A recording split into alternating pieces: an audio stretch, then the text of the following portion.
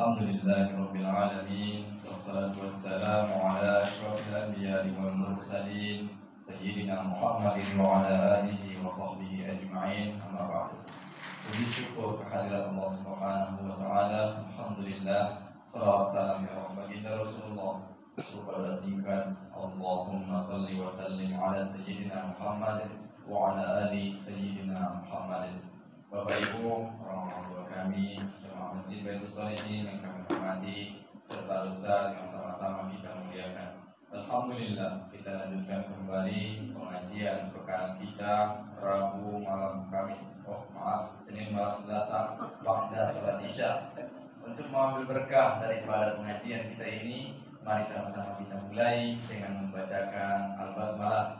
Bismillahirrahmanirrahim. Dan berikutnya kami serahkan kepada Ustaz. Kami persilakan.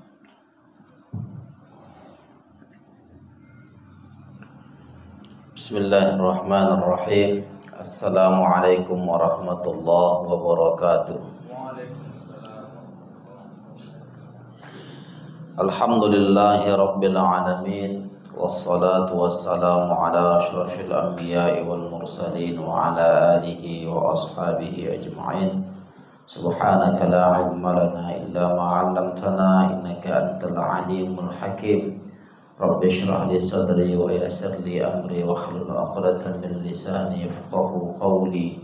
Wa la hawla wa la quwwata illa billahil 'aliyyil 'azim. Rabbana zidna ilma warzuqna fahma wa 'allimna 'ilman min ladunka ya 'alim warzuqna 'amalan shalihan ya mujibas sa'ilin amin. Syukur alhamdulillah atas segala nikmat dan karunia Allah Subhanahu wa taala. Salawat dan salam atas junjungan kita Nabi besar Sayyidina Muhammad sallallahu alaihi wasallam. Allahumma salli wa sallim wa barik ala sayyidina Muhammad wa ala alihi wa ashabihi ajma'in. Badan Kenaziran Masjid, Bapak, Ibu-ibu, saudara-saudari, para penghuni surga Allah Subhanahu wa taala yang dirahmati dan dimuliakan oleh Allah Subhanahu wa taala. Kita lanjutkan kajian kita di surah Al-Baqarah. Pertemuan yang lalu kita telah membahas hingga ayat 60. Insyaallah malam ini kita akan bahas ayat 61. Surah Al-Baqarah ayat 61. Allah Subhanahu wa taala berfirman, A'udzu billahi minasyaitonir rajim. Bismillahirrahmanirrahim.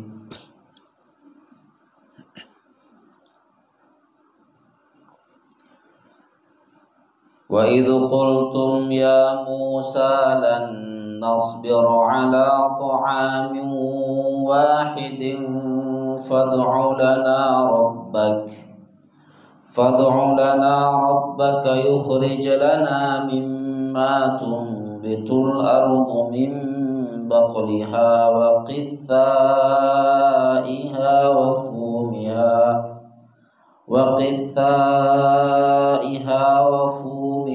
wa adasiha wa basaliha.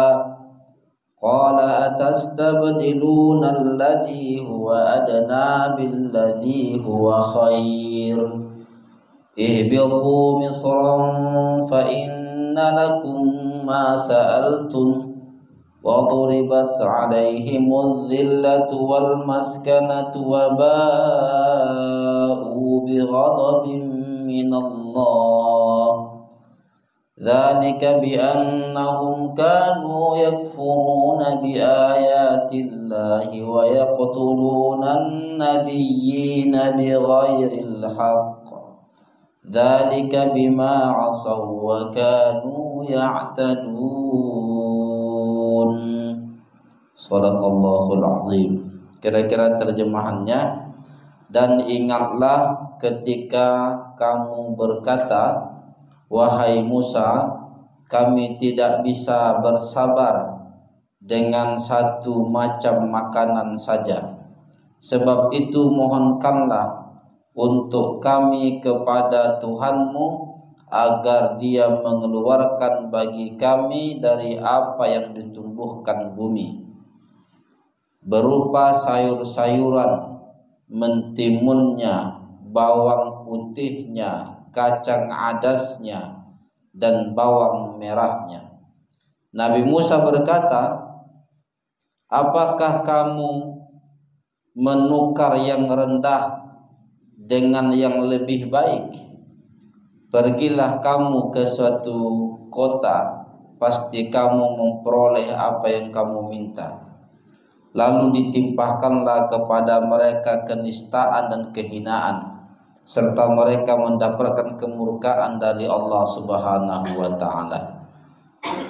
Hal itu terjadi karena mereka selalu mengingkari ayat-ayat Allah dan membunuh para nabi yang memang tidak dibenarkan. Demikian itu terjadi karena mereka selalu berbuat kedurhakaan dan melampaui batas.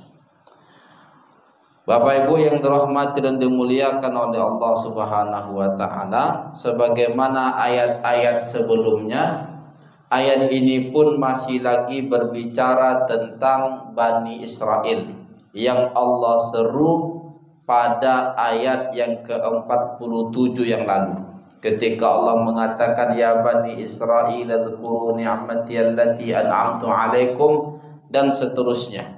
Jadi seruannya itu kepada Bani Israel. Nah, pada ayat yang ke-61 ini pun demikian. Kata Allah Subhanahu wa ta'ala, wa idh qultum, dan ingatlah ketika kamu berkata, ya Musa, wahai Musa, lan nasbiru ala ta'amin wahidin, kami tak sabar atas satu jenis makanan saja, atau atas satu macam makanan saja. Sepakat para ulama kita menyatakan bahwa ungkapan ini diucapkan ketika mereka berada di padang teh. Berada di padang teh selama 40 tahun, tidak ada makanan, mereka minta makanan. Allah turunkan manna dan salwa. Tidak ada minuman, mereka minta minuman, minta air. Allah perintahkan Nabi Musa untuk memukul batu, lalu terpancarlah 12 mata air. Nah, pada akhirnya mereka bosan mereka dengan makanan al-manna dan salwa itu. Pada akhirnya mereka katakan, ya Musa, lan nasbiru ala ta'amin wahidin, kami tidak sabar, tidak tahan dengan satu jenis makanan ini saja. Satu jenis yang dimaksud adalah manna dan salwa. Loh, tapi dua, manna satu, salwa satu. Kok disebut dengan satu jenis? Karena manna dan salwa ini dimakan secara bersamaan.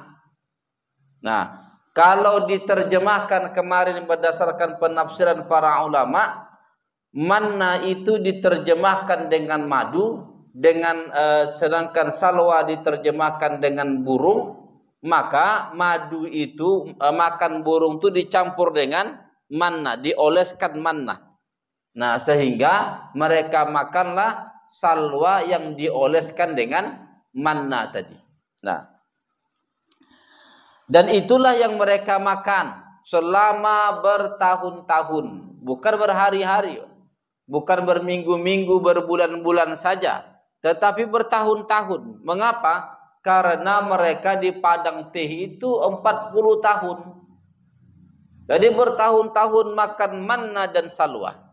Nah, yang disebutkan manna dan salwa itu pada ayat yang lalu itu sebagai makanan thayyibat. Makanan thayyibat. Setelah kita jelaskan bahwa makanan thayyibat itu makanan yang baik, yang cocok untuk diri, bukan sekedar halal, tetapi dia cocok untuk diri orang yang memakan, bagaimanapun kondisinya. Nah, dengan makanan yang seperti itu, Bani Israel ini tak sabar. Nah, padahal makanan itu disediakan dengan tanpa berlelah-lelah. Allah sediakan dengan tanpa mereka bersusah payah mendapatkannya. Tetapi mereka tidak sabar dengan kondisi seperti itu. Inilah manusia. Manusia itu suka bosan. Nah, ada makanan tak cukup dengan satu makanan itu saja.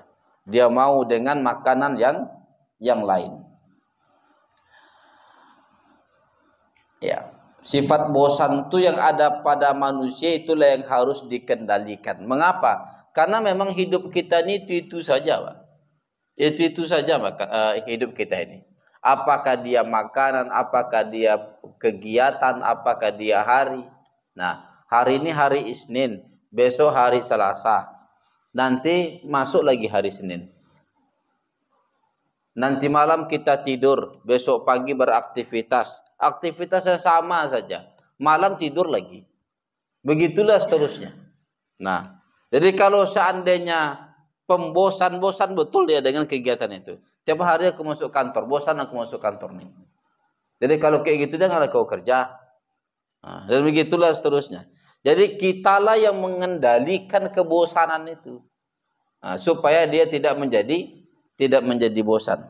Apalagi ketika pulang ke rumah tengok bini yang itu juga. Nah, kalau bisa bertukarlah dia kan.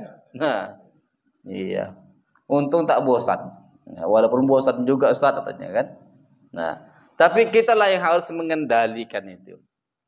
Nah, mereka memakan ini pagi, siang, malam. Pagi, siang, malam. Pagi, siang, malam. Dan begitulah seterusnya.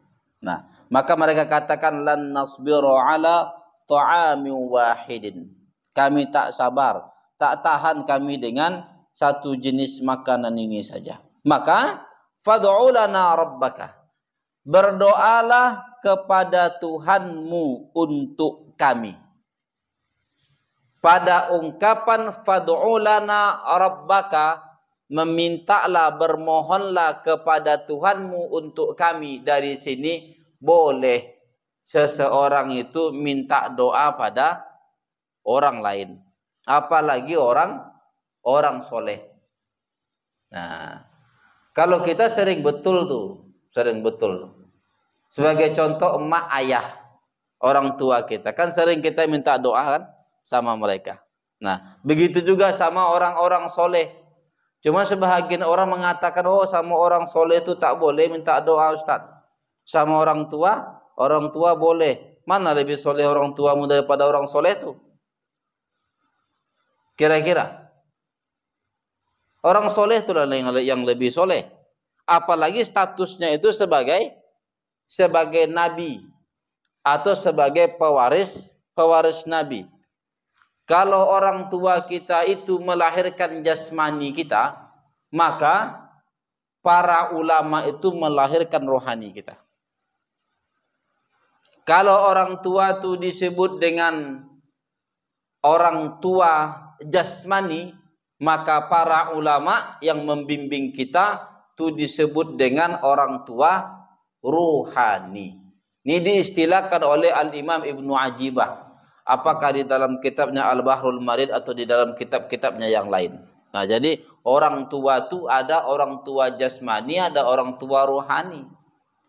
Nah, yang kedua-duanya tetap sebagai orang tua yang melahirkan satu jasmaninya, jasadnya ini, satu lagi menumbuh kembangkan rohaninya dan bahkan melahirkan rohaninya yang dari sesat menjadi baik. Nah, maka dia juga disebut dengan orang tua rohani. Begitu juga anak rohani, anak jasmani.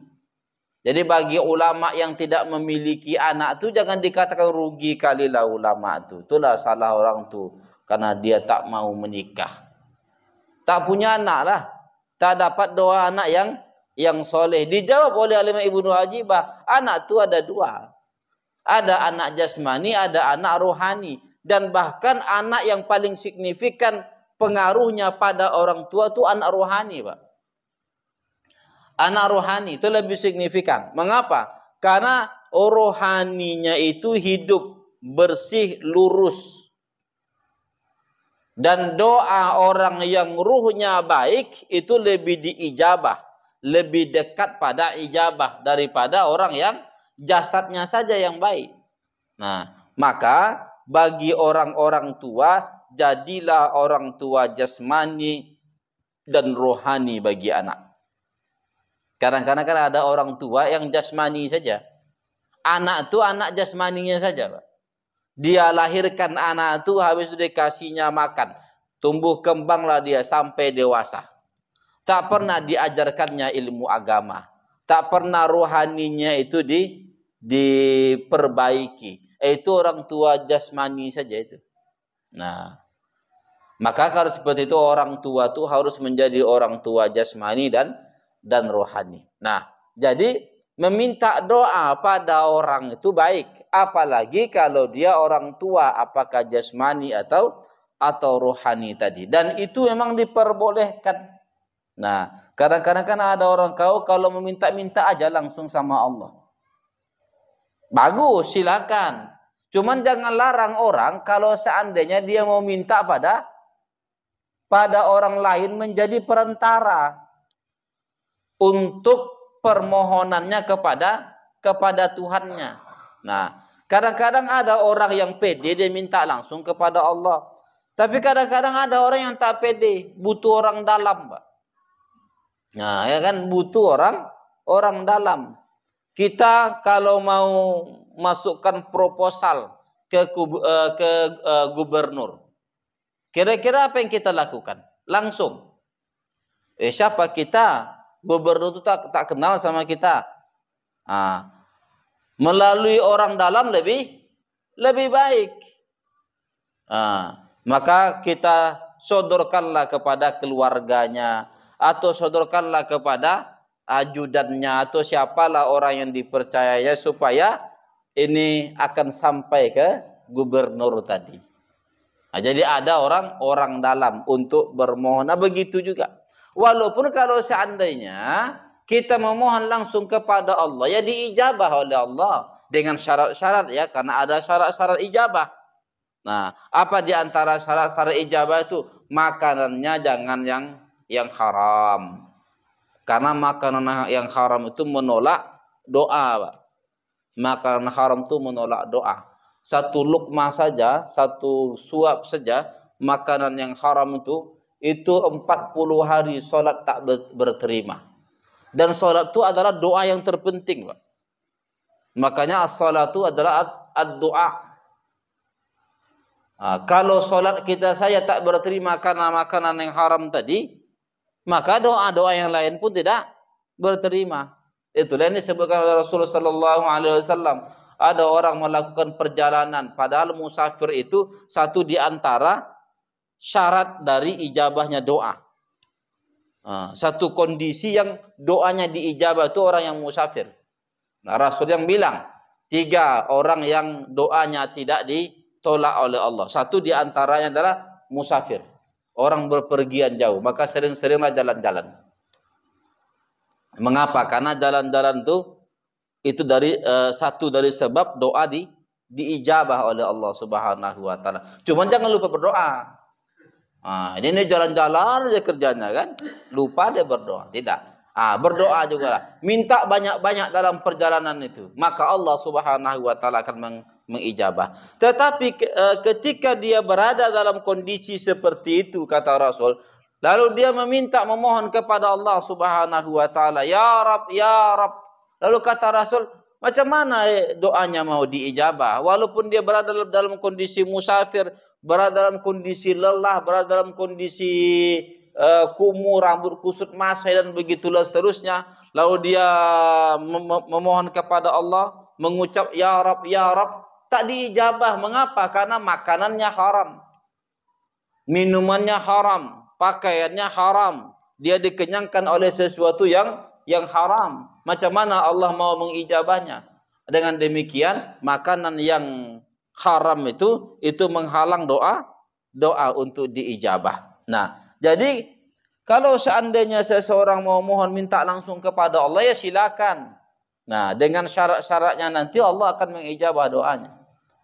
Tapi kalau dia tak pede, Tapi dia minta langsung kepada Allah. Banyak kali makanan haram pada diriku ini. Tapi ada keinginan untuk bertaubat, untuk berada pada jalan yang lurus.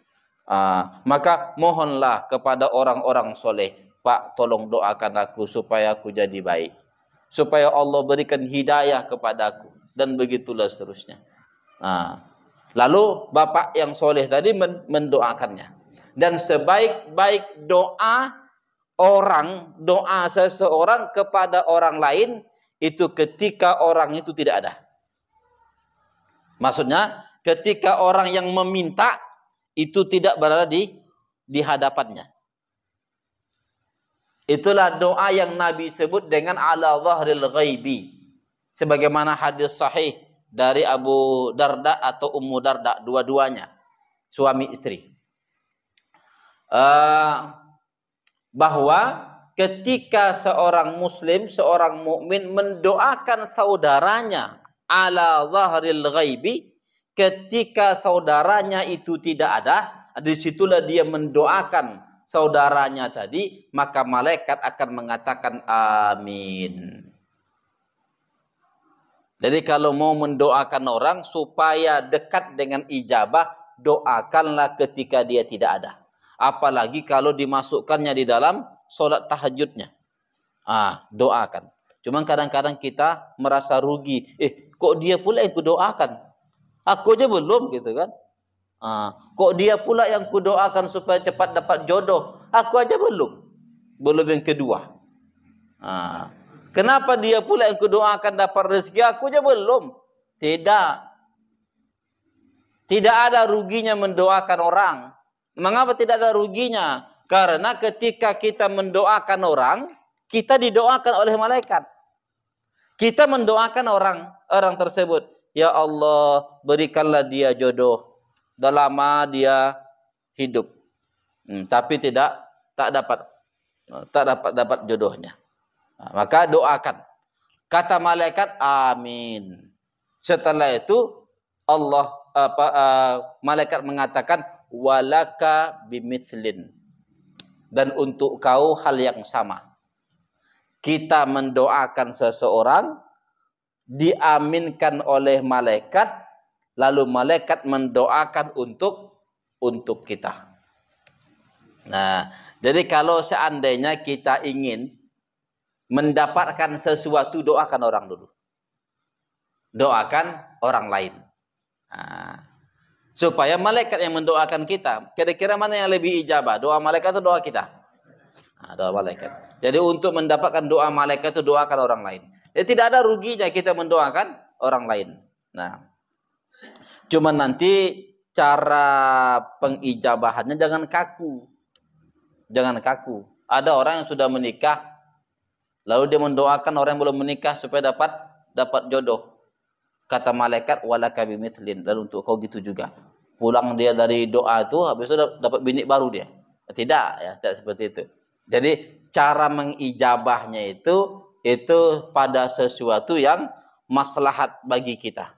Nah, dan itu Allah lah yang tahu. Mungkin dilanggengkannya hubungan kita dengan istri kita dan begitulah seterusnya. Nah, kembali kita kemari. Fad'u lana rabbak, dan mohonkanlah kepada Tuhanmu untuk kami.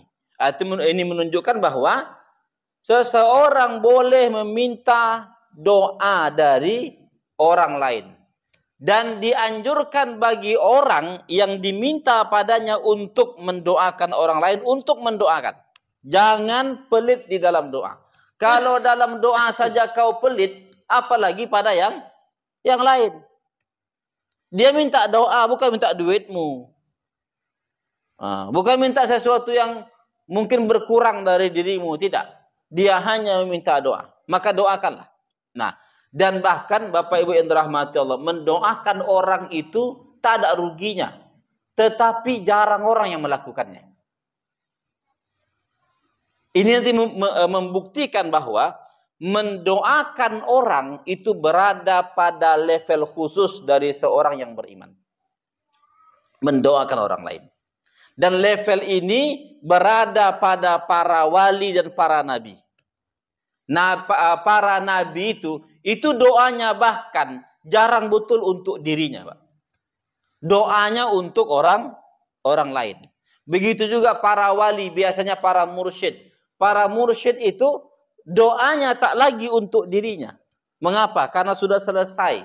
Dirinya itu sudah selesai diserahkannya kepada Allah Subhanahu wa taala. Maka beralih dia pada mendoakan para muridnya, para orang yang belajar kepadanya, dan begitulah seterusnya. Nah, itulah level seseorang orang yang beriman. Jadi mendoakan orang lain itu mudah, tapi sesungguhnya berat dilakukan. Nah, mengapa? Karena yang tadi ada rasa iri di dalam diri kita. Aku aja belum, kok aku doakan dia? Bagusan aku doa untuk diriku sendiri. Nanti udah dapat baru aku doakan untuk dia. Berarti kan ada hasad di situ, ada iri di situ. Maka orang yang hatinya bersih itu dihilangkannya. Dia doakan orang lain. Bahkan dia doakan orang lain di waktu-waktu yang diijabah oleh Allah Subhanahu wa taala. Bangun malam dia, salat dia, bermunajat dia, masuk nama-nama orang dalam munajatnya. Masuk nama-nama orang. Kalau kita nama istri kita tak masuk. Ya kan? Jarang masuk tuh nama istri, nama anak jarang masuk tuh. Kalau dalam doamu saja tak kau masukkan istri anak-anakmu, konon orang lain. Maka masukkan mereka, sebutkan namanya. Nah, ketika mendoakannya. Nah, jadi ini yang dimohonkan kepada Nabi Musa dan dilakukan. Kalau untuk ini dilarang ya. Kalau untuk doa yang satu ini dilarang. Mengapa? Karena mereka itu berada pada hukuman, pada padang tih. Tapi pada yang lain nanti didoakan oleh Nabi Musa. Nah, apa yang mereka minta?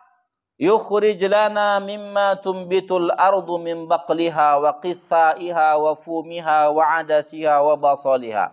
Keluarkan bagi kami dari yang ditumbuhkan oleh bumi.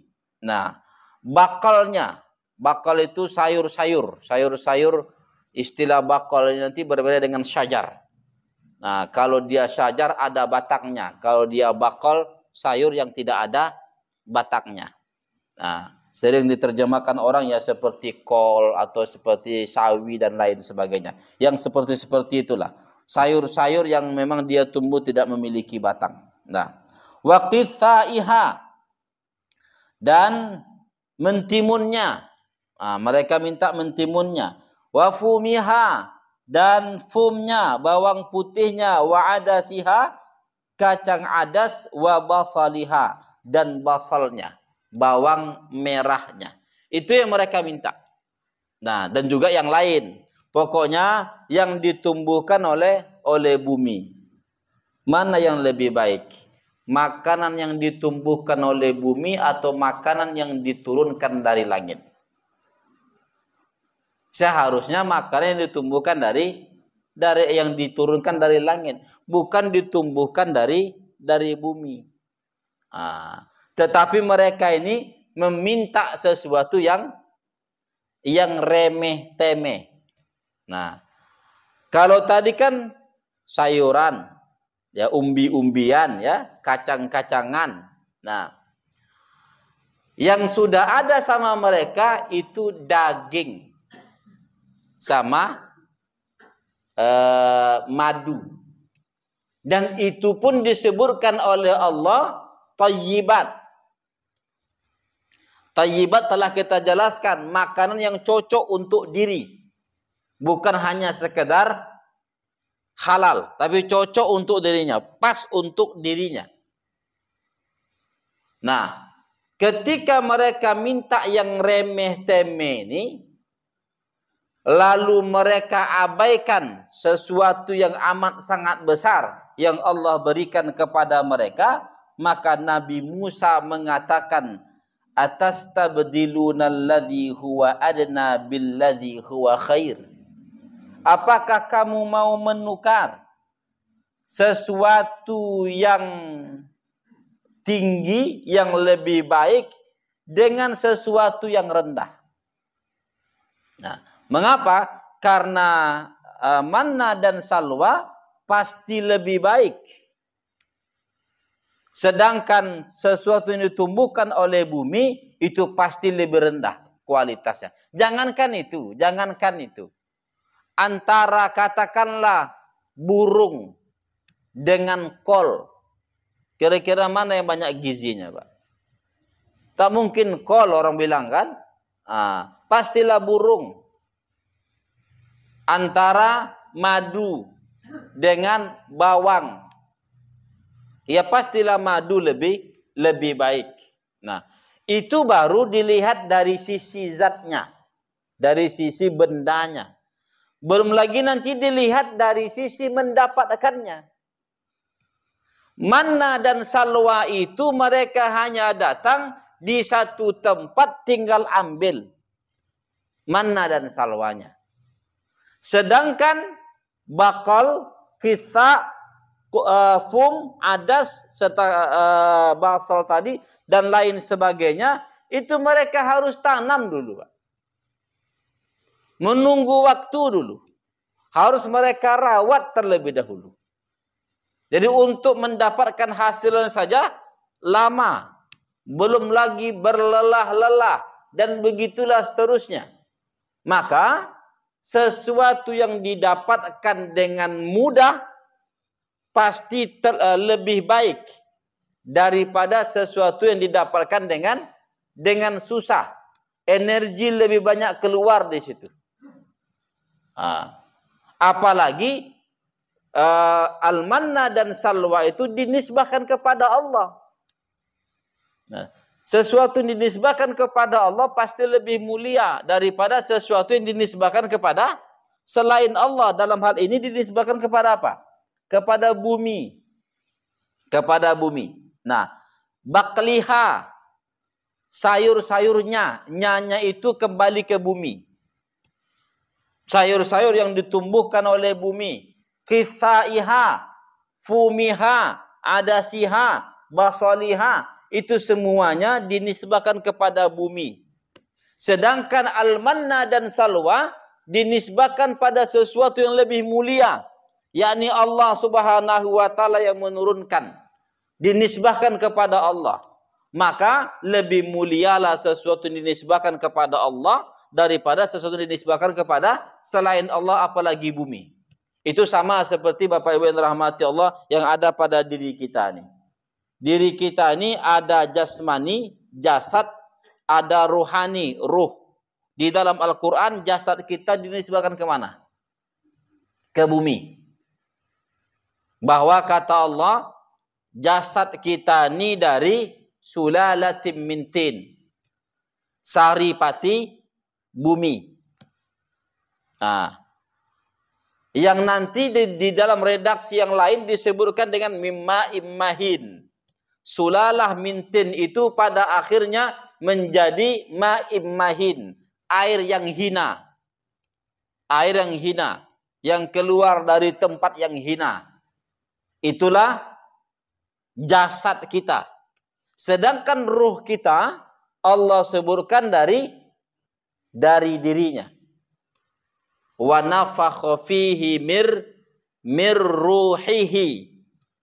Dan Allah tiupkan pada jasad yang baru diciptakan tadi dari bumi tadi, ditiupkan ruh dari Allah. Nah, penisbahan ruh kepada Allah, jasad kepada bumi, kata Al-Imam Al-Qurtubi, penisbahan ini menentukan kemuliaannya. Ini menunjukkan bahwa jasad itu hina sebagaimana hinanya bumi. Sedangkan ruh itu mulia karena dia berasal dari Tuhan. Dinisbahkan kepada Allah Subhanahu wa ta'ala. Jadi dengan demikian kata beliau, kalau engkau mau memperdulikan salah satu dari dirimu, maka lebih pedulilah dengan ruhmu daripada dengan jasadmu. Cuman kita banyak lebih peduli dengan dengan jasad itu saja. Kalau jasad ini sakit, sibuk kita ke rumah sakit mencari dokter. Tapi kalau ruh kita ini sakit, kira-kira sibuk nggak kita cari dokternya? Mana sibuk? Ya kan? Dokternya siapa? Dokternya para mursyid, para alim ulama. Resah nih hati ini, resah. Kemana untuk berkonsultasi? Ke ulama. Supaya dia menjadi tenang. Karena dia sedang sakit. Banyak ini hasad, banyak dengki, amarah bersarang, dan begitulah seterusnya. Kemana kita konsultasinya? Mana pernah konsultasi Ustaz? Terkait dengan itu kubiarkan aja udah. Ya enggak hilang-hilang lah dia. Dilakukanlah upaya-upaya untuk menghilangkan. Tapi kalau jasad kita ini sakit, sibuk kita. Sibuk mencari kartu BPJS. Ya. Untuk ke rumah sakit maksudnya. Ya, kembali. Jadi yang mereka minta ini dinisbahkan kepada bumi. Itu menunjukkan kehinaannya. Sedangkan yang mereka tolak, yang mereka minta untuk diganti itu adalah manna dan salwa, makanan yang dinisbahkan kepada Allah, Allah yang menurunkannya. Dan mereka mendapatkannya tidak berlelah-lelah, cuman dengan rakus itu saja. Maka mereka minta tukar. Bodoh betul lah orang ini. Iya kan? Mereka tukar sesuatu yang mulia dengan sesuatu yang hina. Mereka pilih sesuatu yang baik, mereka pilih sesuatu yang buruk, padahal di situ ada yang baik. Iya. Ada yang nomor satu di situ, dipilihnya yang lain. Udah tahu nomor satu itu yang bagus, dipilihnya pula yang lain. Entah kemana cerita kita nih. Sikit-sikit masuk juga dia ya. Ya, kembali kita kemari. Nah, diceritakan bahwa Nabi Musa tidak memohon kepada Allah Subhanahu wa taala terkait dengan permohonan mereka ini. Dulu ketika mereka minta makan, Nabi Musa bermohon kepada Allah, turun makanan. Mereka minta air, Nabi Musa bermohon kepada Allah. Maka dipancarkanlah 12 mata air. Dulu mereka kepanasan, minta naungan. Nabi Musa memohon kepada Allah supaya diberikan awan putih yang menaungi mereka. Banyak betul permohonan-permohonan yang mereka mohonkan kepada Nabi Musa. Nabi Musa memintanya kepada Allah, langsung diberi oleh Allah Subhanahu wa taala. Tetapi ketika mereka meminta ini, Nabi Musa tidak bermohon kepada Allah. Mengapa? Karena Nabi Musa itu telah mengetahui bahwa mereka berada di padang tih itu sebagai hukuman dari Allah Subhanahu wa taala. Macam mana ketika seseorang sedang mendapatkan hukuman dari Allah, lalu dia meminta sesuatu. Allah sedang marah, itu artinya. Allah sedang marah sama kau. Apa yang kau minta Allah kasih, dan begitulah seterusnya. Sudah Allah kasih, kau minta sesuatu yang lain. Jadi Nabi Musa pun terkadang bosan dia melihat tingkah kaumnya ini. Nah, maka kata Nabi Musa, ihbutu Misran fa innalakum ma sa'altum. Kalau kayak gitu, pergilah kau ke Mesir. Mesir itu maknanya bukan Mesir, Pak ya. Walaupun nanti ada yang menerjemahkannya itu sebagai Mesir. Tapi menurut Al-Imam Ibnu Katsir lemah pendapat itu. Begitu juga Al-Imam Fakhruddin Ar-Razi. Nah, ini terkait dengan mereka itu kan dari Mesir. Keluar dari Mesir dengan menyeberangi lautan. Lalu masuk ke padang Sahara. Yang di situ ada di sekitaran Bukit Tursaina. Tujuan mereka ke mana? Tujuan mereka ke Baitul Maqdis.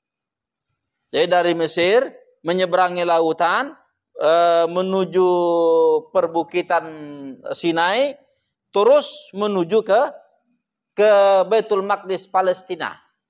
Itu tujuan mereka. Jadi tidak mungkin balik lagi ke Mesir. Jadi terus ke sana. Sehingga nanti sebahagian ulama mengatakan Misran yang dimaksud adalah kota yang mereka tuju. Apa itu Baitul Maqdis dan kota-kota yang berada di sekitarnya. Telah kita jelaskan pada pertemuan yang lalu, untuk masuk ke sana mereka harus berperang. Tetapi mereka tidak mau berperang. Inilah kesalahan dari mereka. Padahal Allah hanya meminta keberanian untuk berperang. Soal kemenangan sudah dijamin. Masalahnya mau nggak berperang, itu aja. Kalau dibilangnya mau, oke, kami berperang, pasti menang. Karena Allah yang menjanjikan. Apapun kondisimu, seramai apapun orang yang mengangkat senjata, selengkap apapun senjatamu, sekurang apapun senjatamu, pokoknya mau saja berperang, maka engkau akan mendapatkan kemenangan. Jadi seolah-olah Nabi Musa ingin mengatakan, kalau kalian mau itu, pergilah ke sana. Dulu tak mau kalian. Nah, kalau kalian mau itu, pergilah ke kota itu, fa innalakum ma sa'altum. Maka kalian akan mendapatkan apa yang kalian pinta itu. Jadi di sini pada akhirnya Allah ikatlah apa yang mereka inginkan dengan usaha. Padahal mereka sudah mendapatkan sesuatu yang mereka inginkan tanpa usaha. Ini kalau dalam kaji Al-Hikam, kaji tasawuf disebut dengan maqam tajrid, maqam asbab. Dia sudah berada di maqam tajrid. Satu maqam yang sesungguhnya berada pada maqam itu melakukan sesuatu tanpa sebab lagi. Nah, menginginkan sesuatu tanpa sebab, datang saja. Dapat saja apa yang diinginkan.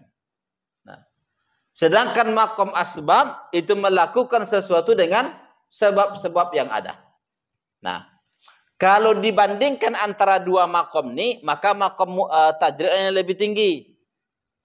Tapi kalau seandainya tidak dibandingkan antara dua makom ini, apa saja makom kita itulah yang terbaik. Mengapa? Karena Allah yang menempatkan. Nah, ketika Allah tempatkan kita pada makom asbab sebagai contoh, maka itulah makom yang terbaik bagi kita. Makom tajrid tak baik sama kau itu. Begitu juga kalau seseorang berada di makom tajrid. Nah, maka itulah makom yang terbaik. Makom asbab tak bagus sama kau itu. Cuma kalau dia dibandingkan antara keduanya, maka makom tajrid lah yang lebih baik. Mengapa? Karena dia sudah mengoyak sebab. Karena dia sudah tidak berada lagi pada sebab biasa. Orang yang sudah tidak lagi berada pada sebab biasa, itu biasanya orang-orang yang dekat kepada Allah Subhanahu wa taala. Siapa yang berada pada tidak lagi berada pada sebab? Para nabi yang mendapatkan mukjizat, ya kan? Para nabi yang mendapatkan mukjizat itu kan di luar dari kebiasaan, di luar dari hukum kausal, hukum sebab akibat. Nah, para wali yang mendapatkan kekeramatan itu biasanya, walaupun kekeramatan itu bukan tujuan bagi orang soleh, ya, bagi orang soleh mendapatkan kekeramatan itu bukan tujuan. Mengapa? Karena ada yang lebih tinggi daripada kekeramatan, itu adalah istiqomah. Nah, al istiqomah khairun min alfi karamat, kata para ulama kita. Istiqomah, satu istiqomah itu lebih baik daripada 1000 kekeramatan. Nah, maka istiqomah itu sulit. Nah, jadi mereka itu pada awalnya berada pada satu makom yang tinggi, yang mendapatkan sesuatu yang mereka inginkan tanpa ada menjalankan sebab, tidak lelah-lelah mendapatkan itu, pada akhirnya mereka meminta sesuatu yang berada di bawah. Ini pilihan yang amat sangat tidak baik. Ada emas, kita ambil kerikil. Ada emas, satu emas, satu kerikil. Kita ambil kerikil, itu emas loh. Lebih enak lagi kerikil nih katanya. Itu biasa orang gila itu kan. Tidak mengetahui hakikat kalau seperti itu. Tak tahu dia hakikat emas itu seperti apa. Tak tahu dia hakikat kerikil itu macam mana. Kalau kau ambil emas nih, 1 ton kerikil bisa kau dapat. Tapi kalau kau ambil kerikil nih, belum tentu kau dapat emas tuh. Gitulah kira-kira. Nah, jadi mereka ambil sesuatu yang remeh-temeh. Nah, yang tidak berharga atau yang dia lebih rendah. Nah, jadi kalau kalian mau ihbitu Misran fa innalakum ma sa'altum. Pergilah kalian ke sana. Tapi diriwayatkan bahwa mereka tidak juga mau berperang sampai Nabi Musa meninggal dunia. Sebagaimana telah kita jelaskan mungkin pada beberapa ayat sebelum ini ya. Nah, terkait dengan mereka itu masuk ke qarya dalam kondisi sujud. Fadkhulul baba sujjadan wa qulu hittatun naghfir lakum khatayakum. Itu mungkin 2-3 ayat sebelumnya ya. Nah, itu mereka pergi ke sana bersama dengan Nabi Yusha. Nabi Yusha inilah nabi yang menemani Nabi Musa ketika bertemu dengan Nabi Khidir. Cuman pada saat itu beliau belum lagi menjadi nabi. Pada akhirnya meninggallah Nabi Musa, diangkatlah Nabi Yusha menjadi nabi, mendapat wahyu dari Allah Subhanahu wa taala untuk membimbing Bani Israel menuju pada Ardul Muqaddasah, pada tempat yang dijanjikan sama mereka untuk ke sana. Maka pada saat itu Yusha mengatakan, ini tahu mau tak mau kita harus mengangkat senjata. Kalau tidak ya sudah banyak yang meninggal dunia. Sudah habis satu generasi, yang tua-tua itu sudah habis semuanya, Pak. Tinggal yang muda sudah jadi tua. Maka kita angkat senjata. Memang ketika mengangkat senjata, maka mereka menang. Mereka dibantu oleh Allah Subhanahu wa taala. Tak lama perperangan itu mereka mendapatkan kemenangan. Nah, jadi kalau engkau mau seperti itu silakan masuk ke Ardul Muqaddasah tadi, atau di sini disebutkan Misran ya. Bagi yang menerjemahkan bahwa Misran ini tempat yang dituju. Tapi nanti ada penafsiran yang lain dari kata Misran. Misran ini sengaja dia dinakirohkan. Nah, untuk menunjukkan kemana saja, ke kota mana saja, yang mereka bisa pergi. Tidak mesti tempat yang dituju. Jadi kalau kau mau menanam bakal dan tumbuh-tumbuhan yang lain silakan. Tapi arahnya, tapi engkau tidak bisa mengikuti perjalanan Nabi Musa itu. Karena perjalanan Nabi Musa itu dijanjikan pada tempat yang lebih baik. Pergilah kau kemana saja yang kau suka, engkau akan mendapatkan itu. Tapi mereka tidak mau meninggalkan Nabi Musa. Nah, pada akhirnya waduribat alaihimudz zillatu wal maskanatu wa ba'u bighadabin minallah. Mereka ditimpa kenistaan, adzillah atau kehinaan ya. Wal maskana, kenistaan, waba'u bighadabin minallah, dan mereka mendapatkan ghadab, murka dari Allah Subhanahu wa taala. Dari sini pula nanti menjadi penguat bagi orang yang menafsirkan kata ghairil maghdubi alaihim, itu adalah orang-orang Yahudi. Nah, mengapa? Karena di dalam beberapa ayat, termasuk dalam ayat ini, memang disebutkan pada mereka itu waba'u bi ghadabim minallah. Ghadab dari Allah yang mereka dapatkan. Siapa mereka itu? Mereka itu adalah orang-orang Yahudi. Maka ketika Allah mengatakan ghairil maghdubi alaihim, bukan jalan orang-orang yang dimurka oleh Allah, maka yang dimaksud adalah orang-orang Yahudi. Walaupun nanti Al-Imam Fakhr Ar-Razi tidak membatasi pada itu. Ada penafsir yang lain, termasuk juga Yahudi di situ. Nah, dan itu mereka dapatkan disebabkan dengan kanu yakfuruna bi ayatillah. Karena mereka itu mengingkari ayat-ayat Allah. Ayat-ayat di sini Bapak Ibu yang dirahmati Allah bermakna dua. Nah, pertama, ayatillah, ayat-ayat Allah yang dimaksud adalah kitab Taurat yang diturunkan kepada Nabi Musa. Itu yang mereka ingkari. Nah, atau yang kedua, ayat-ayat yang dimaksud adalah mukjizat. Karena mukjizat itu pun ayat. Tanda-tanda untuk menunjukkan kebesaran Allah. Maka ketika dia diterjemahkan dengan mukjizat, semua mukjizat yang ada pada Nabi Musa yang mereka saksikan. Dan itu banyak betul.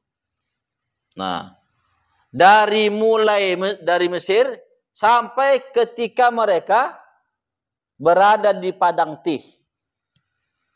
Kalau dari Mesir, mereka menyaksikan bagaimana kemujizatan Nabi Musa ketika tongkatnya berubah menjadi ular. Ketika orang-orang Fir'aun itu diserang kutu, diserang belalang, dan begitulah. Dan itu mereka saksikan. Orang-orang Yahudi itu menyaksikannya. Nah, selanjutnya ketika mereka menyeberangi lautan, mereka saksikan mukjizat itu berada di hadapan mata mereka. Nah, ketika berada di Padang Tih juga banyak mukjizat seperti manna, salwa, naungan, pancaran air. Ketika nanti mungkin pada ayat-ayat setelahnya akan dijelaskan terkait dengan kisah sapi betina. Nah, ada orang mati dari mereka, tak tahu siapa pembunuhnya. Berkonsultasi kepada Nabi Musa. Ini siapa yang membunuhnya? Coba tanya dulu sama Tuhanmu. Kata Allah Subhanahu wa taala, ada syaratnya. Apa syaratnya? Kau cari dulu sapi betina. Nah, karena mereka mau ngelak-ngelak bertanya tentang sapi yang seperti apa, sampailah pada akhirnya sapi itu dengan ciri-ciri tertentu, hanya satu sapi yang ada di situ. Pada akhirnya mereka sembelih sapi itu. Lalu bagian dari sapi tersebut, dalam salah satu riwayat disebutkan bagian ekornya dipukulkan ke mayat yang mati tadi. Nah, setelah dipukulkan, bangun kau, kata Nabi Musa. Setelah dia bangun, dia tanya, siapa yang membunuh kau? Si Fulan. Habis itu mati lagi. Tahu kalian kan yang membunuhnya siapa? Itu mukjizat. Sesuatu yang luar biasa. Yang dilakukan oleh Nabi Musa. Dan rata-rata itu atas permintaan kaumnya. Tetapi mereka tetap saja mengingkari posisi Nabi Musa itu. Posisi yang seharusnya ditaati, mereka tidak mentaatinya. Maka itu disebut dengan yakfuruna bi ayatillah. Mereka mengingkari ayat-ayat Allah Subhanahu wa taala. Kalau seandainya mereka mengimani itu, maka mereka akan taat patuh kepada Nabi Musa. Tetapi kepatuhan mereka itu amat sangat sedikit. Nah, selanjutnya wa yaqtulunan nabiyyina bighairil haqq, dan mereka membunuh para nabi bighairil haqq, dengan tanpa hak. Bapak Ibu yang dirahmati Allah, kata yakfuruna dan kata yaqtuluna itu fi'il mudhari, menunjukkan bahwa itu terus berlangsung. terus berlangsung. Jadi bukan hanya di zaman Nabi Musa itu saja. Terus berlangsunglah kekafiran mereka dan usaha upaya untuk membunuh para nabi. Walaupun sebahagiannya mereka berhasil, sebahagian yang lain mereka tidak berhasil. Nah, berdasarkan ayat ini juga menunjukkan bahwa Bani Israel itu dari mulai zaman Nabi Musa yang diceritakan ini sampai zaman Nabi Muhammad SAW karakternya sama saja. Karena pembunuhan Nabi ini nanti setelah Nabi Musa, bukan di zaman Nabi Musa, walaupun upaya-upaya itu ada mungkin. Nah, tapi nanti setelah zaman Nabi Musa itu baru mereka melakukan upaya-upaya pembunuhan kepada para nabi. Di antaranya kalau nabi yang kita kenal itulah Nabi Zakaria, Nabi Yahya. Bahkan di salah satu riwayat disebutkan di antara Nabi Zakaria atau Nabi Yahya bersembunyi di pohon, mereka tebang tuh pohon, berdarah, mati nabinya. Nah, dan mereka juga mencoba untuk membunuh Nabi Isa, tetapi tidak berhasil. Nah, Nabi Isa pada akhirnya ditukar ada orang yang disamakan wajahnya dengan wajah Nabi Isa sampai akhirnya mereka tangkap, mereka salib. Nah, sedangkan Nabi Isa diangkat ke langit. Dan begitu juga kepada Sayyidina Muhammad sallallahu alaihi wasallam. Mereka juga mencoba untuk membunuh baginda Muhammad sallallahu alaihi wasallam. Nah, itu banyak peristiwa yang ada di Madinah. Di antaranya peristiwa Bani Nadir. Bani Nadir ini adalah orang-orang Yahudi. Nah, antara Nabi Muhammad dan Bani Nadir ada kesepakatan untuk saling menjaga keamanan dan begitulah seterusnya. Sampai akhirnya ketika Nabi Muhammad ada satu kebutuhan di Bani Nadir, mengadakan satu diplomasi, sampai akhirnya Nabi Muhammad itu disuruh duduk di satu tempat sambil menunggu orang-orang Yahudi itu bermusyawarah. Nah, jadi mereka bermusyawarah di dalam, kata Bani Nadir, kalau kayak ginilah kita ini sering saja mengadakan kesepakatan dengan Muhammad tuh, kapan kita bisa mandiri? Kalau kayak gitu, siapa yang berani untuk membunuh Nabi Muhammad? Nah, kebetulan sekarang dia berada di satu dinding yang dia bersandar di situ. Dinding itu di atas ada batu besar. Nah, tinggal jatuhkan saja batu itu, meninggallah Nabi. Sepakatlah mereka. Siapa yang berani? Aku, katanya. Salah seorang Bani Nadir. Pada akhirnya dia pun naik ke atas. Lalu Nabi Muhammad pun pada akhirnya diinformasikan oleh malaikat Jibril. Wahai Muhammad, pulang kau sekarang. Dengan beberapa orang sahabat. Nah, maka Nabi Muhammad pun pulang. Dan siapkan pasukan. Siapkan pasukan untuk menggempur Bani Nadir. Mengapa? Karena mereka telah menyalahi perjanjian. Yang seharusnya saling menjaga, justru mereka mencoba untuk membunuh. Begitu juga upaya meracun baginda Muhammad SAW pun ada dari orang-orang Yahudi. Nah, jadi pembunuhan atau upaya pembunuhan yang mereka lakukan ada yang berhasil, ada yang tidak berhasil. Padahal pembunuhan itu bighairil haqqi. Dan memang pembunuhan kepada Nabi atau upaya pembunuhan kepada Nabi ya tidaklah hak. Membunuh itu boleh Bapak Ibu rahmatullah dengan beberapa kondisi. Nah, di antaranya membunuh orang yang membunuh itu hak. Tapi yang membunuhnya berdasarkan hukum ya, berdasarkan ketetapan hukum. Nah, itu pembunuhan yang hak. Orang yang murtad dibunuh oleh hakim berdasarkan proses hukum juga. Itu pembunuhannya hak. Orang yang berzina setelah menikah dibunuh, itu pembunuhannya hak. Atau di dalam peperangan melawan orang kafir dibunuh, itu juga pembunuhan yang hak. Nah, selain itu pembunuhan yang tidak hak, bighairi hak. Nah, apalagi kepada para nabi. Nah, tak ada satu alasan pun untuk bisa membunuh nabi itu. Tidak ada satu alasan pun. Nah, tetapi Bani Israel itulah yang mereka lakukan. Kalau nabi ini sudah tak cocok lagi dengan mereka, maka nabi ini harus disingkirkan. Nah, itu karakter Bani Israel. Kalau nabi saja dibunuhnya, kira-kira orang biasa tak adalah harga nyawa sama mereka. Nah, makanya mereka berani membunuh anak-anak itu. Anak-anak dibunuhnya, perempuan dibunuhnya, dan begitulah seterusnya. Mengapa? Karena bagi mereka itu cuma membunuh ayamnya itu. Nah, seperti membunuh ayam. Nah, begitulah yang ada pada diri mereka. Jadi rasa pri kemanusiaan itu tak ada pada diri mereka. Nah. Ya, selanjutnya dzalika bima asaw wa kanu ya'tadun. Demikianlah yang terjadi pada Bani Israel itu. Nah, karena mereka itu berbuat durhaka dan melampaui batas, dan adalah mereka ya'tadun, melampaui batas.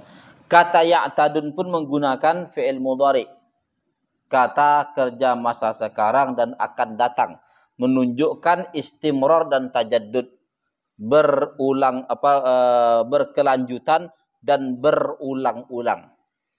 Maka melampaui batas yang ada pada Bani Israel itu seolah-olah Allah nafikan berhentinya. Dan tidak akan pernah berhenti mereka itu melampaui batas. Nah, sampailah Yahudi pada saat ini tak pernah berhenti melampaui batas. Maka apa solusi untuk orang Yahudi sekarang? Usir. Gencatan senjata itu tidak berefek itu. Kita saja yang gencatan senjata. Orang tuh terus melakukannya. Terus melakukan persiapan.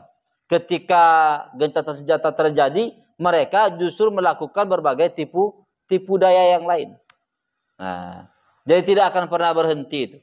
Jadi solusinya apa? Solusinya usir mereka dari Palestina itu. Usir mereka dari Palestina. Itulah solusinya. Jadi amat sangat bodoh kalau seandainya ada umat Islam tetap mau berdamai dengan orang-orang yang telah disebutkan di dalam Al-Quran, orang yang tidak akan pernah berubah, orang yang akan senantiasa itu melampaui batas. Itu Allah yang menjamin pada diri mereka. Nah, saya kira demikian bisa saya jelaskan terkait dengan ayat 61 surat Al-Baqarah ini. InsyaAllah pertemuan akan datang akan kita lanjutkan pada ayat-ayat berikutnya. Ada yang meminta saya untuk membahas juga ayat-ayat surat-surat pendek. Nanti saya serahkanlah sama BKM. Nah, kalau bisa diselang-selingi dengan surat-surat pendek. Kalau saya macam mana permintaan BKM itu yang saya lakukan. Nah, jadi kalau mau mintalah nanti ke BKM seperti apa untuk bisa dijelaskan. Demikian. Kalau ada yang bertanya atau dipertanyakan, dipersilakan. Ya. Waalaikumsalam warahmatullahi wabarakatuh.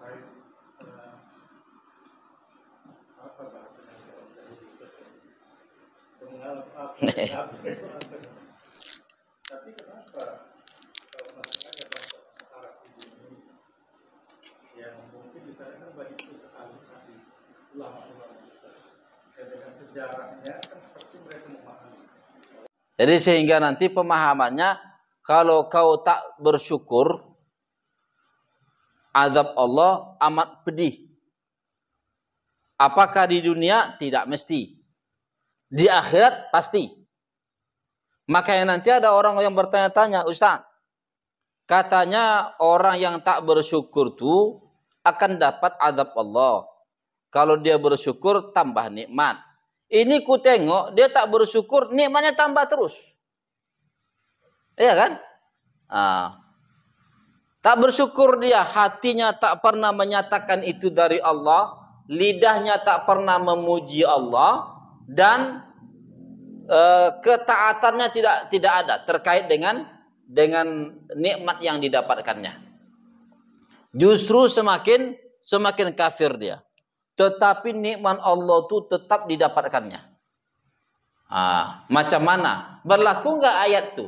Ayat itu inna azabi lasyadid, sesungguhnya azabku amat sangat pedih. Itu ancaman Allah pastinya di akhirat. Dan pengantarnya itulah kematian. Yang mengantari akhirat adalah kematian. Boleh jadi di dunia ini kau aman-aman saja. Kehidupanmu baik. Orang-orang yang berada di sekitarmu tetap mengiringimu, menjagamu, menolongmu, dan begitulah seterusnya. Oh, jadi kalau kayak gitu tak jadi masalah? Tidak. Masalah nanti ada saatnya. Mengapa? Karena kehidupan manusia tidak hanya di kehidupan dunia ini. Itu yang pasti. Nah, jadi inna adzabi lasyadid, nanti akan didapatkan yang pasti. Tetapi ada orang nanti yang di dunia ini dikasih juga. Siapa di antaranya? Itulah Bani Israel. Di antaranya Bani Israel. Bahwa Allah Subhanahu wa Ta'ala memberikan berbagai penyiksaan pada mereka di dunia. Tetapi apakah itu balasan dari Allah? Tidak. Itu cuman peringatan yang Allah berikan, atau itu cuman pendahuluan yang Allah berikan. Balasan yang sesungguhnya nanti di akhirat.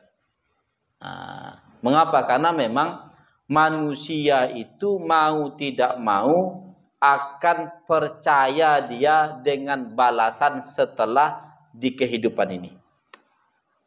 Mengapa mau tidak mau percaya? Karena yang kita saksikan, realnya yang ada orang yang kehidupannya aman-aman saja, tetapi jahatnya minta ampun. Ada orang berada pada kemiskinan, tapi soleh betul. Kira-kira setelah mati apa yang terjadi? Kalau tak terjadi apa-apa, apa guna kesolehannya, kan? Kalau tahunya aku tak terjadi apa-apa setelah mati, bagus aku jahat aja di dunia, kan? Tapi tidak.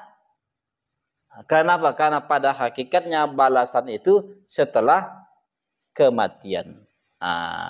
Jadi itulah yang dimaksud dengan la in syakartum la azidannakum wa la in kafartum inna adzabi lasyadid. Sedang di dunia itu tidak jadi standar. Ada, kadang-kadang ada, kadang-kadang tidak. Makanya nanti karena ada orang dia mensyukuri nikmat Allah. Ya Allah, aku syukuri nikmatmu ini. Dari hatiku, dari ucapanku, dari perbuatanku. Tetapi kok tak tambah-tambah nikmat? Kan ada kayak gitu kan? Tak tambah-tambah nikmat tuh.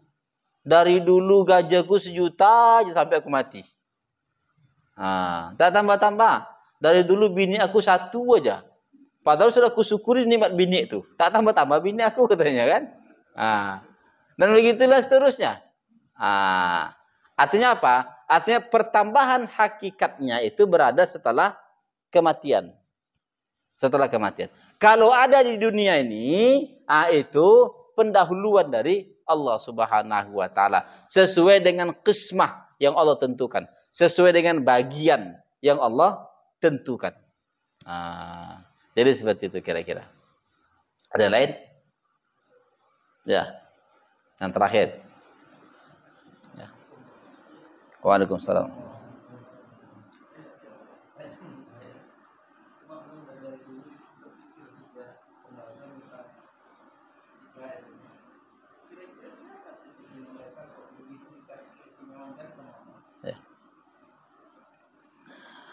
Mereka itu anak cucu Nabi Yakub. Ya, anak cucu Nabi Yakub. Mengapa Allah Subhanahu wa Ta'ala istimewakan? Nah, karena Bapak Ibu rahmati Allah, keistimewaan atau pemberian lah kita pemberian dari Allah Subhanahu wa Ta'ala itu ada 2. ada pemberian yang berujung baik, ada pemberian yang berujung buruk. Kadang-kadang Allah beri, tetapi supaya mereka tersesat. Memang zahirnya kita sebut keistimewaan, tetapi batinnya itu sesungguhnya untuk menyiksa mereka, memberatkan penyiksaan pada mereka. Memang zahirnya apa mereka minta dikasih, tapi setelah itu apa yang terjadi? Keburukan yang mereka lakukan, keingkaran yang ada pada diri mereka. Berarti pemberian Allah itu untuk menyesatkan mereka. Jadi pada hakikatnya itu bukan keistimewaan.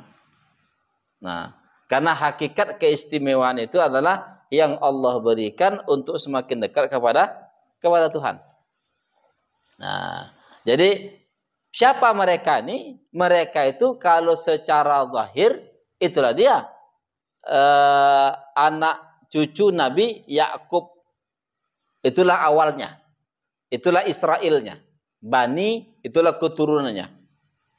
Berpindah ke Mesir di zaman Nabi Yusuf. Israel masih hidup, berkembang biak, pada akhirnya sampai ratusan ribu orang keluar dari Mesir, berada di padang teh, banyak yang mati di situ, pergi ke Palestina. Pada akhirnya membuat kerusakan. Pada mereka ini Nabi banyak betul, Pak. Itu kan keistimewaan tuh kan. Keistimewaan Nabi banyak pada diri mereka ternyata tidak membuat mereka semakin baik. Tidak membuat mereka semakin baik. Bahkan menjadikan mereka semakin buruk. Jadi disebut keistimewaan itu secara zahir saja. Sesuai dengan ayat kan, wa anni faddaltukum 'alal alamin. Kami lebihkan dari yang lain pada masanya. Tetapi dengan kelebihan itu mereka akan dihinakan oleh Allah Subhanahu wa taala. Jadi sesungguhnya mereka ini orang-orang yang Allah murka. Orang yang Allah murka itu, Bapak Ibu rahmatullah, semakin murka Allah kepada seseorang itu biasanya semakin Allah beri lebih pada dirinya. Jadi hati-hati. Itulah yang kita sebut dengan apa? Istidraj. Lebih pada dirinya, tetapi lebih yang Allah beri itu adalah terkait dengan kemurkaan. Sehingga lebih yang diberikan itu membuat mereka semakin jauh. Itulah diantaranya Bani Israel itu. Sampai sekarang. Ada juga yang bertanya, Ustaz, mengapa tidak dimusnahkan saja Bani Israel ini? Ya kan? Umat Nabi Nuh kan musnah yang kafir-kafirnya. Umat Nabi Lut habis. Kaum Sodom habis. Kaum apa lagi? Kaum Saba habis. Disebutkan kaum Tubba habis. Selesai. Pertanyaannya, Bani Israel mengapa tak selesai? Karena Bani Israel ini dipersiapkan oleh Allah untuk musuh di akhir zaman. Jadi musuh akhir zaman itu Israel, Bani Israel, orang-orang Yahudi itu. Itulah musuh akhir zaman. Jadi selama zaman ini belum berakhir, maka selama itu Bani Israel akan tetap ada, akan tetap eksis. Ya apalah, naik tenggelam lah gitu kan. Kadang-kadang tenggelam, kadang-kadang naik, nanti tenggelam lagi, nanti naik lagi, sampai pada akhir zaman. Disitulah nanti mereka akan diberhangus semuanya oleh Imam Mahdi dan Nabi Isa. Itulah yang bisa saya komentari terkait dengan siapa sebenarnya Bani Israel itu. Ya. Ya. Tak tahu saya kalau kaitan Bani Israel sama si iblis. Apa kaitannya? Apakah pernah ini? Tak tahu saya. Nah, tapi memang antara iblis sama Bani Israel secara umum yang dijelaskan dari Al-Quran, satu karakternya itu. Nanti kan ada beberapa kan, ada iblis, ada ifrit, ada syaitan, ada Bani Israel, ada Dajjal, ya kan? Itu satu karakter itu, ada Ya'jud dan Ma'jud. Itu satu karakter. Itu semuanya bosnya adalah si iblis. Iblis itulah bosnya.